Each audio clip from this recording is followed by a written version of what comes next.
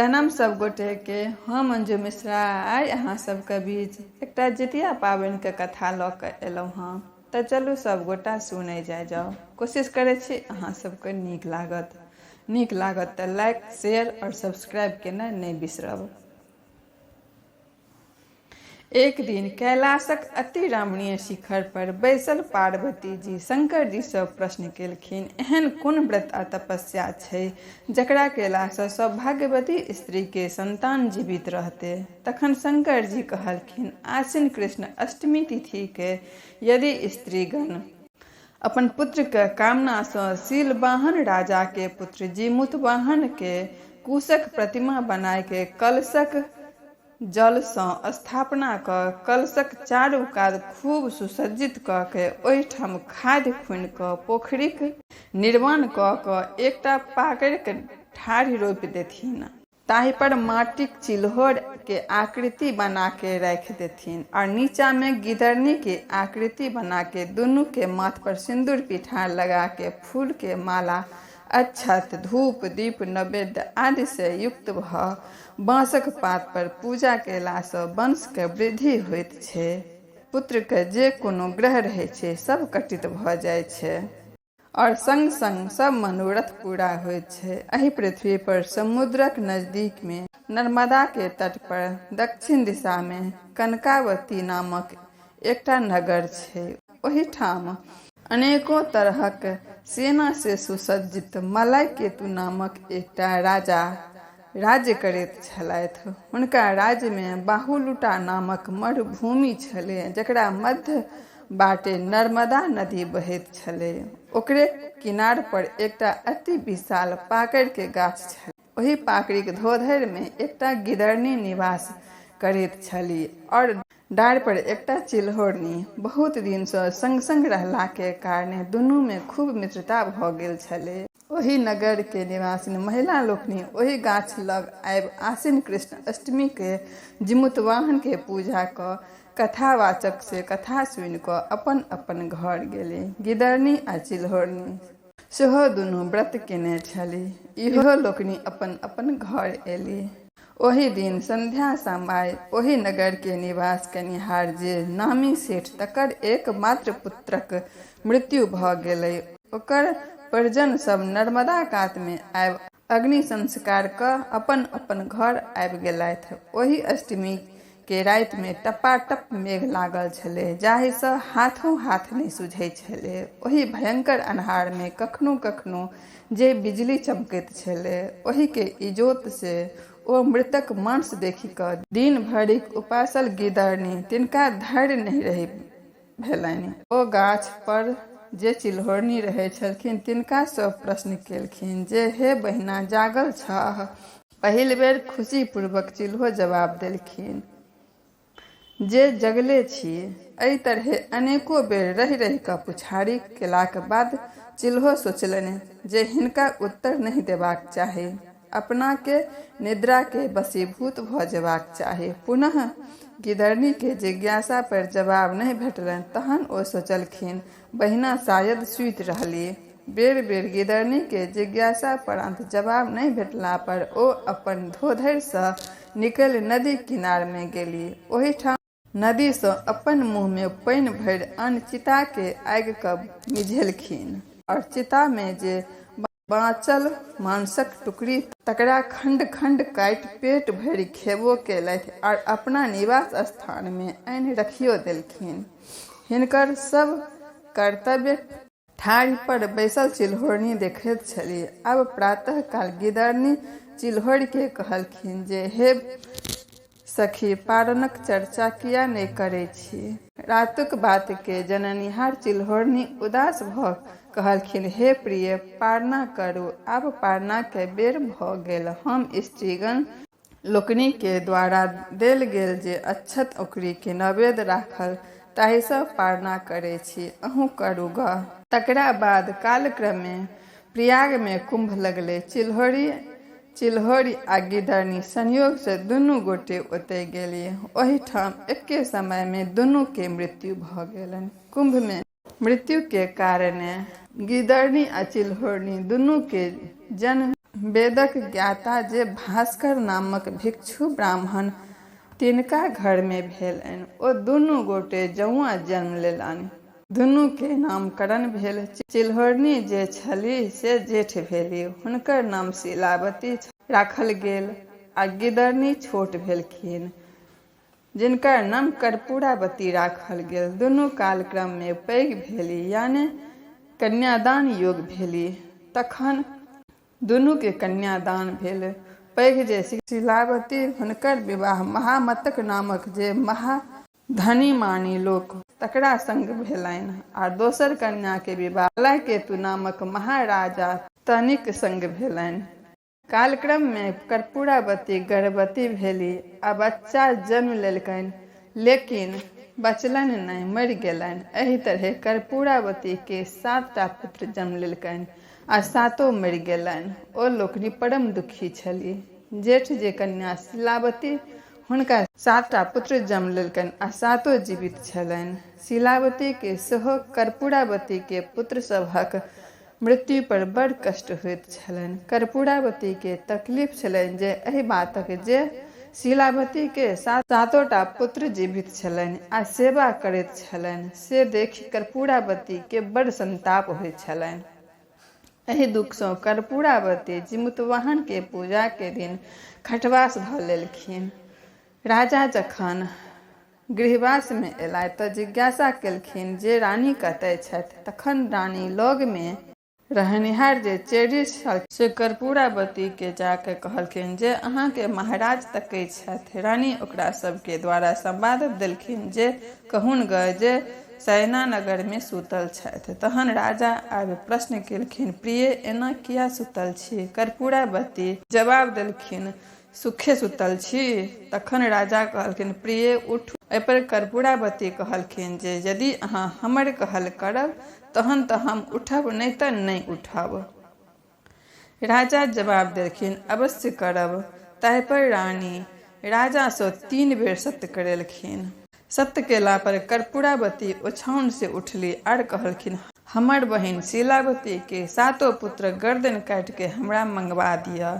ताहि पर राजा पृथ्वी ठुकैत कान धरैत कहलखिन, पापनी, एहि तरहे अहाँके बात बजैत अहाँके लाज नहीं लगैया? एहि तरह बेरी बेर कहला पर कोनो प्रत्युत्तर नहीं पाबि हुनकर आज्ञा क स्वीकार कयल। तहन राजा कहलखिन, काल्हि अहाँके 7टा सिर आना क दऽ देब। कर्पूरावती हुनकर वचन के सत्य जानि जिमुतवाहन पूजा केलनि। तकरा बाद राजा अपन सत्य के रक्षार्थ हेतु चंडाल के बजा क कहलखिन, महामत के जे 7 पुत्र तकर गर्दन काटि क कर्पूरावती के आनि दहुन। प्रातः काल ओ सब 7टा के गर्दन काटि क कर्पूरावती के देलक। 7 मूड़ी के देख कर्पूरावती अति प्रसन्न भेली। कर्पूरावती ओ 7टा मूड़ी को पियर कपड़ा में बांधि क 7टा डाला में राख दासी द्वारा शीलावती के 7 पुतोह के पारण करे के लेल पठा देलखिन। शीलावती द्वारा नियम पूर्वक जिमुतवाहनक पूजा करने ओ 7 डाला महक जे मुंड से तारक फल भ गेल आ 7 बालक जीवित भ गेलनि। ओ 7 बालक अपन घोड़ा पर चढ़ि अपन घर एलथि। 7 भाई स्नान ध्यान क अपन अपन पत्नी के समीप पहुँचली। ओ 7 पुतोह मौसी द्वारा पठाओल गेल तारक फल अपन अपन स्वामी के देखाई देलक आ कहलक जे अहाँ के मौसी पारण के लेल पठेलनि हँ। उम्हर कर्पूरावती शीलावती के 7 पुत्रक बद्धक शोकाकुल कानब सुनबा के लेल आनंद तकर प्रतीक्षा में बैसल छलीह। जखन कानब कर्पूरावती नहीं सुनलखिन तक जिज्ञासा के लेल पुनः दासी के पठेलखिन। दासी ओहिठाम जे आब सब समाचार मलकनि के सुनेलक। समाचार बुझि कर्पूरावती अति दुखी भेली। तखन ओ राजा सँ कहलखिन, हे महाराज, काल्हि जे अहाँ शीलावती के 7 बेटा के सिर कटवा क देने रही से ककरो दोसरा क तऽ नहीं छलै? राजा कहलखिन, प्रिय, अहाँ के सामने में ओ सातो मुंड राखल छल। तहन अहाँ एहन कियाक कहै छी? रानी तहि पर कहलखिन, हमहूँ ओकरा सबके देखने रहिए तऽ आश्चर्य लागैए, ओ सब पुनः कोना जीवित भऽ गेलै। तखन राजा कहलक, प्रिय, अहाँके बहिन पूर्व जन्ममे सत्यव्रतक आचरण केने छथि। ओ व्रतक प्रभाव से हुनकर सातो पुत्र जीवित भऽ गेलनि। अहाँ ओहि सत्यव्रतक आचरण नहि केने छलहुँ जे अहाँके सातो बालक मरि गेल, आ ताहिसँ अहाँ अत्यंत दुखी रहैत छी। राजा के मुँह से ई बात सुनि गुम भऽ कर्पूरावती ठाढ़ रहली। अगिला साल कर्पूरावती महामत के जे स्त्री शीलावती हुनका दासी द्वारा संवाद पठौलखिन, आइ दुनू गोटे एके ठाम पूजा करब आ कथा सुनब। शीलावती दासी द्वारा संवाद पठेलखिन, कर्पूरावती महारानी छथि, हुनका बुते ई पूजा करब आ कथा सुनब संभव नहीं छनि। दासी ओतयसँ आबि रानी के कहलखिन। रानी दासी के कहलनि, हुनका 7 गो बालक छनि, तही गुमान से चूर छथि।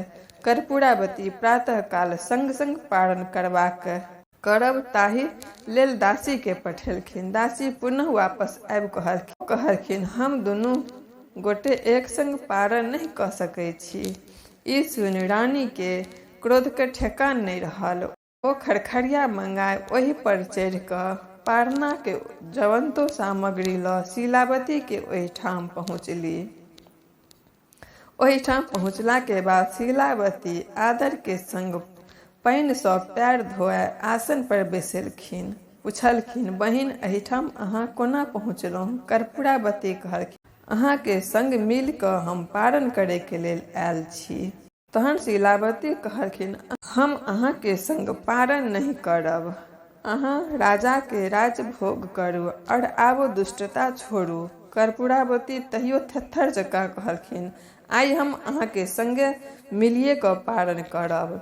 शीलावती ओहि वचन के बुझि जे आब ई नहीं माने वाला अछि, पारणक ओरियान में लागि गेली।